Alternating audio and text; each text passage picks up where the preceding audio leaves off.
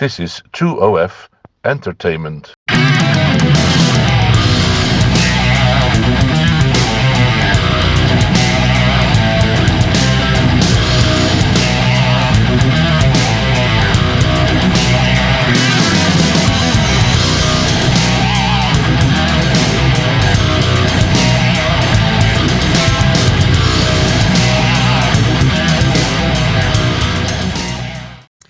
Hi, it's Keir Finlow-Bates here, and another day, another DeFi hack. And the one I'm going to talk about today is the hack that exploited the Wormhole bridge between Ethereum and Solana.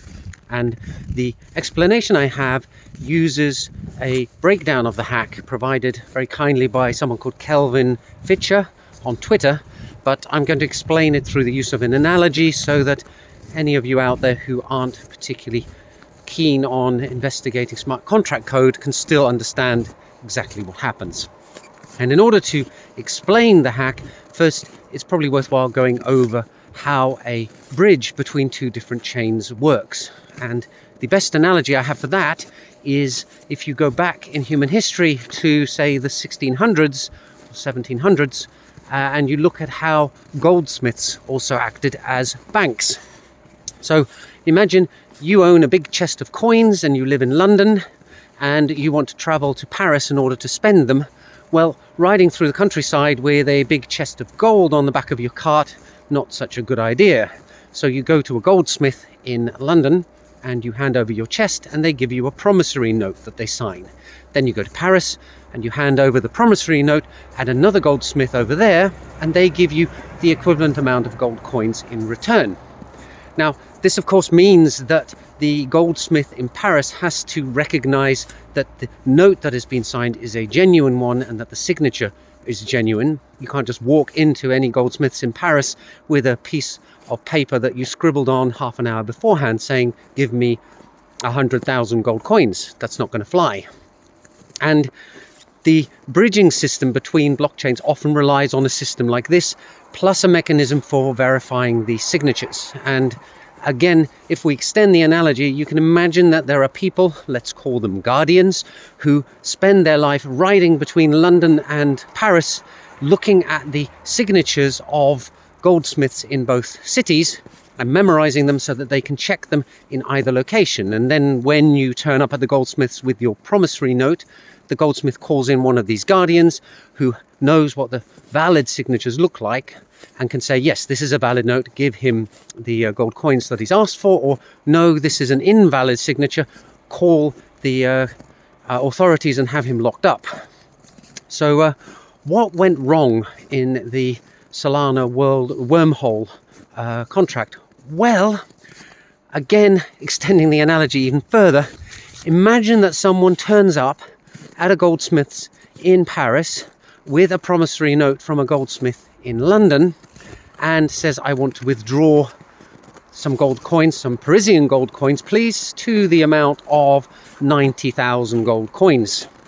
And the goldsmith says, certainly, sir, let me just check the signature. And the person with the note says, well, I've got my friend Bob here, he'll check it for you. And the goldsmith goes, oh, okay, Bob, is it a valid signature? And Bob says, oh, yes, it certainly is a valid signature. You should give the man his gold. And the goldsmith does so. Now, of course, Bob is not a genuine guardian. He's just a friend of the person who's conducting the hack. And this is what happened on the Solana blockchain with the Wormhole protocol. It was meant to use a valid signature checker, but unfortunately for the protocol, the hacker managed to replace the call to the signature check with a call to another function. So that's like bringing Bob in rather than a genuine guardian, and thereby managed to get the signature approved. So now our medieval guy has got 90,000 gold Parisian coins. And what does he do with those? He immediately hands them back to the goldsmith and says, tell you what, give me a promissory note for these because I'm going back to London.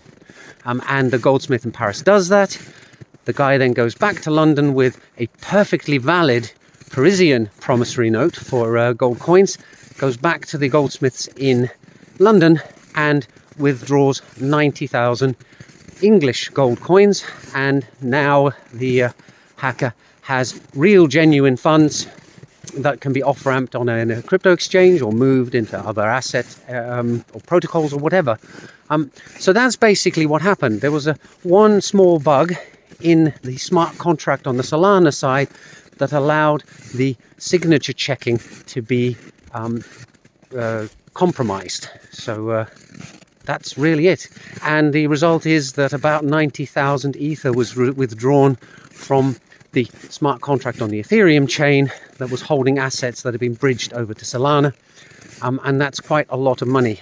That's I think the sum that was quoted was 320 million, although if it's 90,000 ETH, I would have expected that to be a lot higher, because I think it's about $2,000 per ETH at the moment. Does that work out? Anyway, it's a big sum of money. I think I read somewhere that it's now the 4th biggest hack in the DeFi world. Indeed, $1/3 billion is an awful lot of money. So hopefully that analogy helped explain how the hack occurred, and also gives you a better understanding of what bridging protocols between blockchains do and how they commonly work, and also why there are risks involved. There are so many moving pieces and so many checks that need to be conducted that if you just get one little step in the whole chain of events that happens when assets are bridged from one chain to another, that gives hackers the opportunity to abscond with vast sums of money. That's it for today. I hope you found it interesting, and I'll see you in the next video soon. Bye for now.